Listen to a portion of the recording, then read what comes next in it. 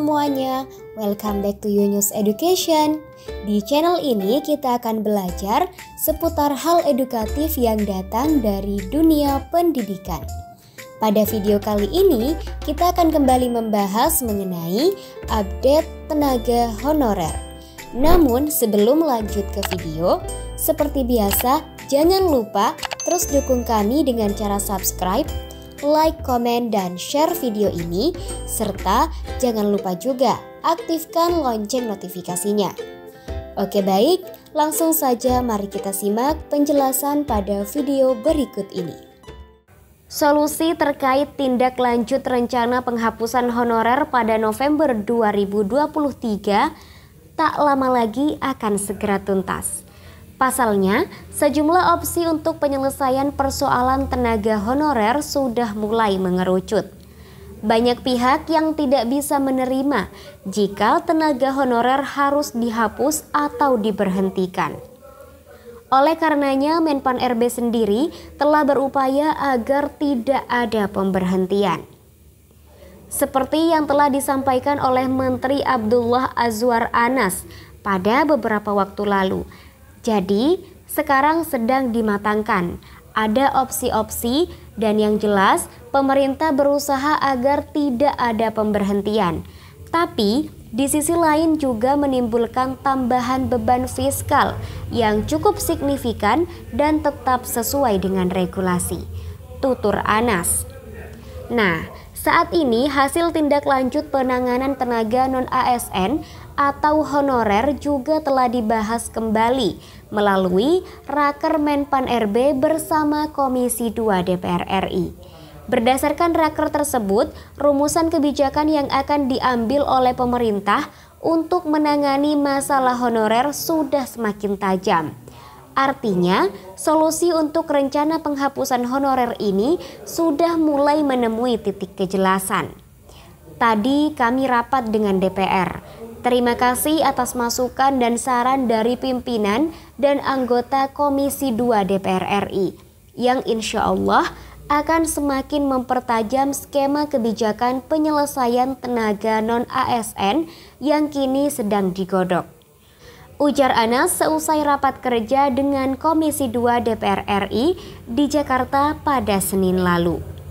Menteri Anas mengemukakan bahwa Presiden Jokowi telah memberikan instruksi untuk segera mencari solusi jalan tengah penanganan tenaga honorer.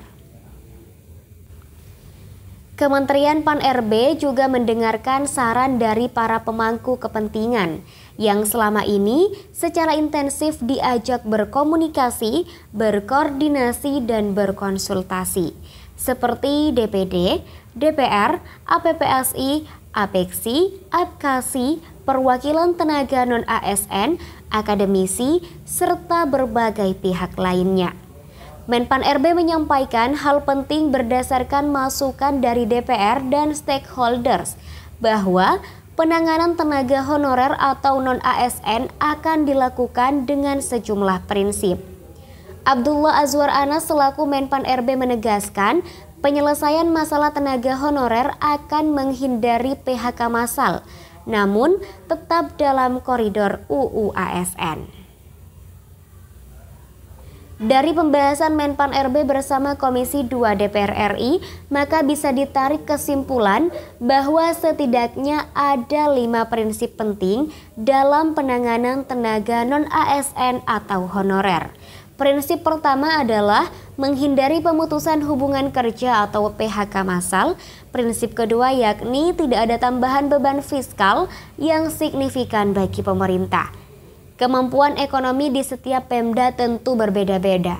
Untuk itu, penataan ini diharapkan tidak membebani anggaran pemerintah, ujar Anas. Prinsip ketiga yaitu menghindari penurunan pendapatan yang diterima tenaga non-ASN saat ini. Ya, pemerintah harus tetap memperhatikan kesejahteraan tenaga honorer. Jangan sampai tenaga honorer yang sudah digaji seadanya mengalami penurunan pendapatan. Karena mereka para honorer juga telah bekerja keras dan perannya sangat membantu dalam pelayanan publik. Sebagaimana Menteri Anas menilai bahwa kenyataannya kontribusi tenaga honorer dalam pemerintahan sangatlah penting. Faktualnya, memang peran tenaga non-ASN ini cukup vital dalam menunjang berbagai fungsi pelayanan publik, sehingga pemerintah dengan masukan dari DPR, DPD, Asosiasi Pemda, dan stakeholders terkait terus menyiapkan skema yang win-win solution. Imbuh Anas. Pemerintah berupaya agar pendapatan tenaga honorer tidak menurun akibat adanya penataan ini. Ini adalah komitmen pemerintah, DPR, DPD, Asosiasi Pemda, dan berbagai stakeholders lain untuk para tenaga non-ASN, ujar Anas. Selanjutnya, prinsip keempat adalah sesuai regulasi yang berlaku. Tentu nanti kita susun formulanya seperti apa agar sesuai dengan koridor regulasi. Kemudian, jika memang tidak ada PHK massal, maka ada kemungkinan dan peluang honorer untuk diangkat menjadi ASN. Maka dari itu, yang kelima ialah menerapkan prinsip keadilan, kompetitif, dan memberikan kesempatan yang sama bagi seluruh warga negara untuk menjadi ASN. Berkenaan dengan penyelesaian tenaga honorer memang menjadi perhatian pemerintah bersama seluruh pemangku kepentingan. Pada prinsipnya, persoalan honorer akan dicarikan alternatif penyelesaian yang saat ini masih dalam proses pembahasan dan kajian yang mendalam terhadap sejumlah alternatif. Menpan RB juga melaporkan proses pendataan non-ASN yang telah dilaksanakan sejak tahun lalu. Ada sebanyak 595 instansi yang telah mengunggah surat pernyataan tanggung jawab mutlak atau SPTJM. Adapun total keseluruhan non-ASN yang sudah dilengkapi SPTJM adalah sebanyak 2.355.092 orang.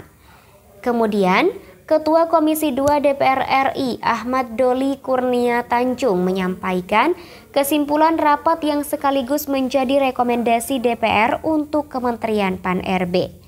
Komisi 2 DPR RI meminta Menpan RB untuk segera menyelesaikan persoalan terkait tenaga honorer sebelum 28 November 2023. Dalam kesempatan yang sama, Wakil Ketua Komisi 2 DPR RI, Yanuar Prihatin juga mengapresiasi prinsip dasar yang telah dilakukan Menpan RB dalam menangani masalah tenaga honorer.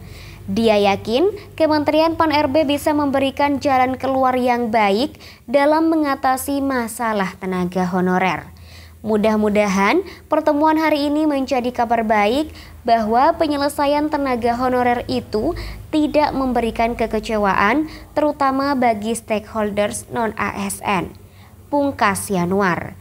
Demikian ulasan informasi mengenai kesimpulan hasil tindak lanjut solusi penanganan tenaga honorer non-ASN dengan mempertimbangkan 5 prinsip penting. Semoga informasi ini bermanfaat dan membantu bagi Anda. Sampai jumpa di video Yunus Education berikutnya.